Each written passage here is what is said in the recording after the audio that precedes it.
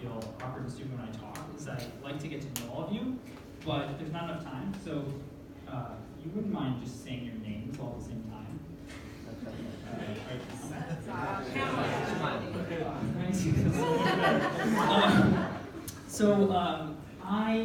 I was once in my first job as a software engineer, and then I taught full stack, and I taught a bunch of software engineers who were coming from all sorts of other places, and now occasionally I have the privilege of making a hire of any sort in my startup. I'm the CTO of Fraight, and sometimes those people are in their first job as a software engineer. So I have some sort of checklists for you of things to think about when you're considering an offer.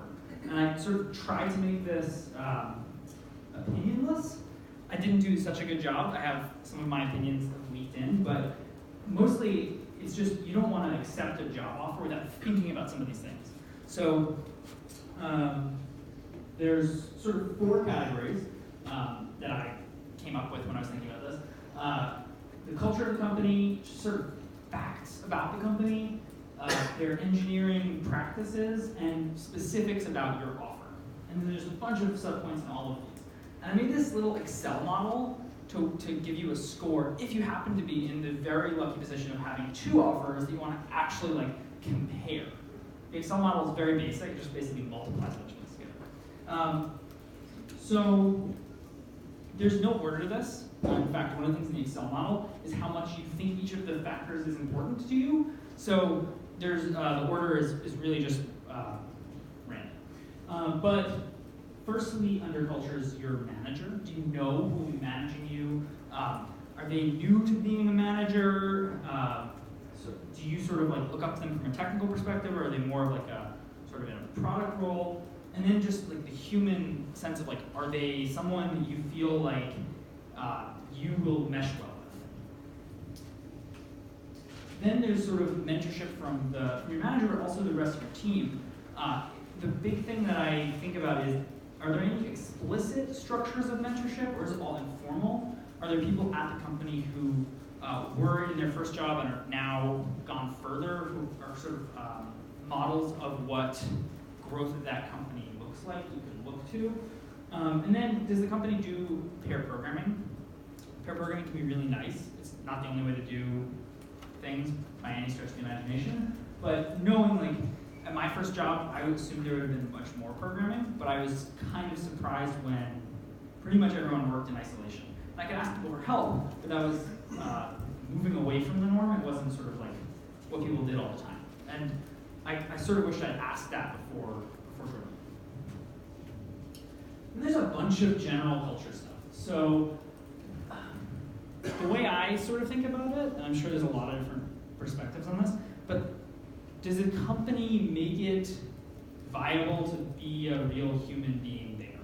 So real humans need time off, real humans get sick, real humans have kids, real humans change over time, and real humans are really diverse. So does the company do a good job on all of that? And to the extent that they maybe haven't figured everything out, maybe it's a 3-person startup, do they have good thoughts on it? Do they talk about it well? Do they care about it? You can kind of dig under the surface a little bit and sometimes get a lot of information about how much they've even thought about how they're going to make their company inclusive. So that's important. And it's important also not to judge all companies the same way. Google can afford to do a lot more than someone who started something in their garage or something, and you can factor that in, but you don't want to take an offer without thinking about these things. Well, I should also say that on diversity and inclusion, even if you look like the people who work there and they all look the same, that's also not good for you. You should be asking this kind of no matter who you are, and thinking about it. So another thing is just facts about the company. Is this company likely to exist in a year? Something you should definitely think about. If the answer is maybe, that is not necessarily a reason not to take the offer or not to entertain it, but you should know that. And you can even ask them very specific things, like what's their runway look like? That's fair game if you're going to be considering working there. Another thing I have to think about is this company a software company, or do they have programmers and they're really another kind of company? This isn't a deal breaker, but if you're working for a company its primary function is to sell some service and they've hired a few engineers, they may not have the same structures set up that a software company will have. You probably, all things being equal, want to work at a software company that's really trying to make software. Can you get behind the product? And this is a sort of broad thing. Like maybe you think what they're doing is awful. And you really can't get behind it. Maybe you're just kind of bored by it. Like it's not doing any good or bad in the world, but you just kind of can't get excited about it. Or maybe you can, and it's super awesome, but think about what they're making, kind of self-explanatory. I would consider their stack. Are you proficient in it? Does that matter in this case? Is it something that's going to look good when you're doing your next thing and you're learning a stack from 15 years ago? It's not necessarily a reason not to do something. I mean, Facebook runs on PHP, but it's something you should kind of be aware of when you're learning a set of technologies. Is this company investing in sort of modern technologies? And are you going to be able to learn new things from them? Then, especially on the smaller side, I think about the structure of the engineering organization. Do they have product people? Do they do sprints? How well defined is the work? Are you going to be given vague lists of problems or very specific, well-written stories? There's no right thing, like it's okay to work at a company that doesn't have a lot of structure defined, but you should kind of know that and be okay with that and not be concerned when it's very amorphous work. So another thing on the engineering front is there should be automated testing, probably. You can give an hour-long talk on testing, and there's a lot of people with a lot of opinions, but I haven't heard very many people advocate for no testing. So you should hear what the company has to say about that. You should also really probably want code review. It's a very formal mechanism of mentorship and code quality. And it's not just for new hires, it's not just for new engineers. At really great organizations, every pull request gets kind of thoroughly code reviewed by one or more people. The only exception I've heard on that is when companies really embrace pair programming and all code is written by two people, they don't always have the same mechanisms. But I would look for, will my work always be reviewed? Because it's a great way to learn, and if not, it also says something about their bandwidth for mentoring you.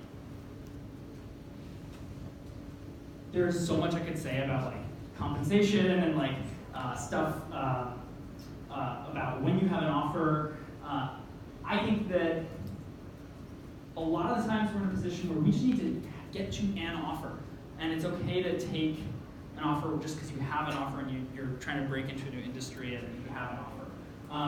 If you're in the amazing position where you have competing offers, or where you can have an offer and you can afford to maybe not take it and keep looking, then I would say you should think about all the things you care about and have money be another thing there.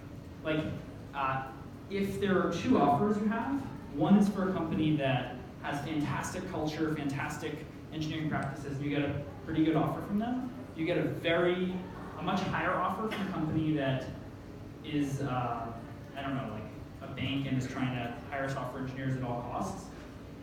Maybe consider that you'll learn more and grow more and have a better start to your career at the company that has a lower offer. That said, if you need to pay off student loans or something, or pay for childcare, that's fine. That's a reality, and like, don't beat yourself up about it. But if you're in a position where you can't make that trade-off, let yourself think about how you're feeling about different offers and not necessarily just take the highest one. Think about equity. I would want to, how much time do I have left? You've got about a minute. Okay, perfect, I have about a minute. So think about equity, but not too hard, because most small companies at least fail, and It's just a mechanism to align incentives, so don't get too hung up on it. Think about vacation. It's really important, but a lot of times companies will advertise this unlimited vacation thing, and you'll see people kind of race to the bottom and be afraid to take it. So just be aware of that. I think you should kind of look at, do people actually take time off where you work?